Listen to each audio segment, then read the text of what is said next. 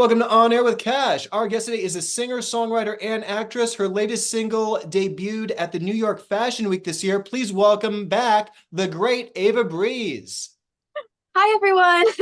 Thank you so much for having me, Cash. It's such a pleasure to be here. Ava, it is so good to be back with you. We last talked on this show right when you were just breaking out and you had all these hits and you had all these videos. We celebrated here. You had a birthday. We got the gang together, and then you screened one of your music videos at a film festival block I held at Regal LA Live. And every time I'm going through my socials, I'm like, you're popping up. You've got some new song. You're rocking some new thing with Fashion Week. How do you do it all? Well, it's definitely hard to keep a balance, but I think I got something good going. So because I'm homeschooled, I am able to work on music a lot more than I would if I did traditional school. So definitely making that switch my sophomore year was one of the best decisions I could have possibly made for my music career. So with that balance, I always make sure I work on guitar every day, songwriting every day, school every day. Obviously, I'm graduating in June, which is so exciting. And always make sure that every project I take on is going to be the best it could be. I'm really focusing on making something different with my music and really crafting myself into an artist and creating an experience for my listeners. And that you do, and you do it so well. I mean, I feel like there's been so many different versions of you where there's different looks and different sounds that you do. And I know some of your upcoming music, there's different genres. One of them is Mr. Avoidable, and that's more of a pop jazz that you're working on. Yeah, so I'm calling it pop jazz. So what I'm doing with Mr. Avoidable is it has all of the basic jazz instruments. It has a cello, it has a beautiful piano, and then it has like your traditional jazz drum kit. But how I'm making it more of a pop twist is my vocals, instead of just a straight jazz vocal, I'm adding harmonies, which would traditionally be more of a pop song. So for this song, it's gonna be about this Mr. Avoidable and all of the bad things about him, but you're still drawn to the Mr. Avoidable. And I feel like so many people have that one guy or that one person that like even though you know they're bad for you, you're still drawn in and you don't know why. So it's that dynamic of like, do I want to stay? Do I want to go?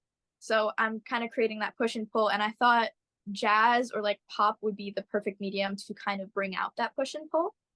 So on this particular song, I'm collaborating with a composer named Raphael Thim.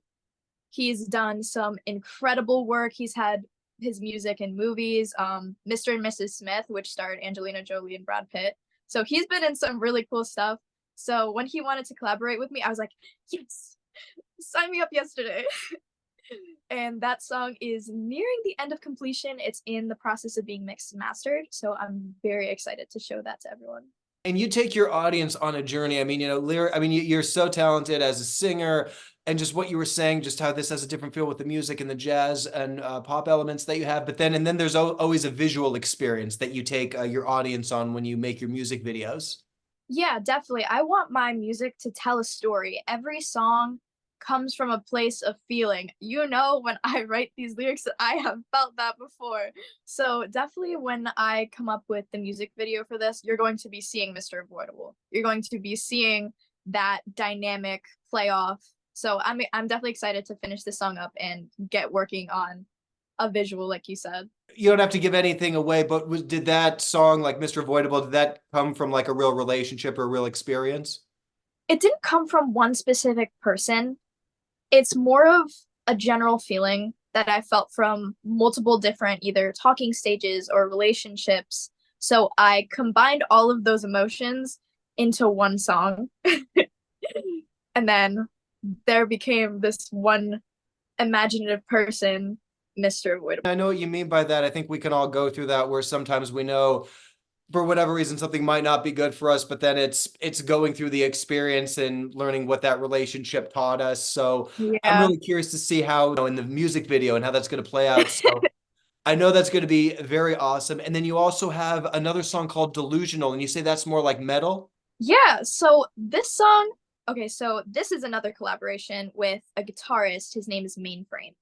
And when I wanted to do a rock song, I knew I was out of my wheelhouse because my voice is this light, airy kind of pop vibe. And then I was like, that could be a really cool contrast to a metal song. So I was like, let's see how far we could take this. So that's why I feel like this song is so unique. I don't want to say it's like an Evanescence song because she has like a power vocal, but I feel like it's a very cool contrast from the track itself to the voice. And I feel like it blends really nicely together. So I'm very much looking forward to, again, this is also in the process of being mixed and mastered. So that will be coming out within the next few months. And it's really cool. Oh, I'll bet. Yeah, I know. Yeah, we're going from Mr. Avoidable to like a metal song, Delusional. And then you also have Light, which you're calling Ava's version. Yeah, so my latest release, like you said earlier, I debuted Light at New York Fashion Week, and that was one collaboration. And then I'm partnering with an amazing app called Musiversal. And okay, so let me tell you about the platform first before I dive into this second version of Light. So this platform, what it allows you to do is it allows you to work with musicians all over the world that you'd never have access to. So let's say you wanted a harp in your song or a saxophone solo or just a really nice piano or a really cool like live guitar, or you need a beat maker. They have all of that. Like, you name an instrument, there's going to be a player that will play it for you on your song. So for me specifically as an artist, what it's allowing me to do is create tracks from scratch. So I could have my lyrics written, I could have it sung into a metronome, and then I could just be like, hey, like I want to work with a beat maker on this song. And then I'd set up an appointment with my subscription, and all of a sudden, boom, like beat maker. I tell them what I want, I stay on the session, I help them figure out everything, and then all of a sudden, boom, you have a track, you have a song, and then you could keep adding layers with different musicians, and then you could find something you're really proud of. So building that up from scratch, again, going back to wanting to take my listeners on an experience, I want to have my hands on every single part of my songs. I want to create something. It's incredible that people like just buy beats and like create songs from that, but I really want to take that a step further and make the beat to fit the song, make everything for this one song, and really make the listener on a transcended journey. I so dig it. I feel you, and I just really love how passionate you are about your work and how involved you are. I can't wait to see how that turns out. We're not done yet. You're still on a roll. You have Lonely Glory, which you say is going to be a bit more poppy. Yes. Okay. So Lonely Glory, because I had such an amazing experience working on this second Ava's version of Light. So, okay, hold on. For Light, how that process began is I took the vocal stems and I put it into a full production. So there is beats on this. I worked with a cello player, I worked with a keyboardist, and they're all from different time zones, so working with all of these artists is very fun. So for Lonely Glory, because I loved that process so much of working with Musiversal on that platform, I was like, okay, that started as a finished song. Let's see if I could just build it up from scratch, do it the other way. So that's exactly what I did. I went to a recording studio, I recorded my vocals to a metronome so they got the feel of the song. And then I brought it to that same beat maker again because I loved working with him. His name is Kai. So we started building the beat around that. That took a few sessions. And then now I'm in the process of adding keyboard and adding a little break in between. So that song is still very much in production. It's not finished yet. But I'm very excited for you guys to hear Lonely Glory. I feel like it's going to it's mass marketable. Oh yeah. Your prayers may be answered because we have been expecting some rain, but you're doing a song here in LA. I know how it is on the East Coast, but it's praying for the rain. Yeah, Praying for Rain is what it's called. So that song, it's being mixed and mastered right now. So again, just so many projects, just like juggling them all. So Praying for Rain is going to be coming out in April. So like the whole concept of like April showers, May flowers. So you're praying for rain. So I thought that that was like that would be a good release day for it sometime in April. Um, so that song is different for me because I'm used to a very raw sounding vocal on my voice. I'm not a fan of like effects on my voice typically, but because this is such a traditional pop or electronic song, it needed an effect. Mhm. So for me, this is different because I'm used to that very like airy vocal, not necessarily like adding a bunch of things to it. But this song is totally different from anything I've done before. Very traditional pop. So I'm looking forward to hearing that finalized effect, all of those cool little additions to it, and it's gonna be a cool song. Just really admire your passion and what you put into your work. And I mean, every song is a little different. And do you use the same like band, or do you, I mean, because I know you've collaborated with other artists as well too. So do you feel like, hey, there's certain artists like I think a collab on this, like for this version would be different, or then for another song you might get a different team together? I definitely feel like every song is different.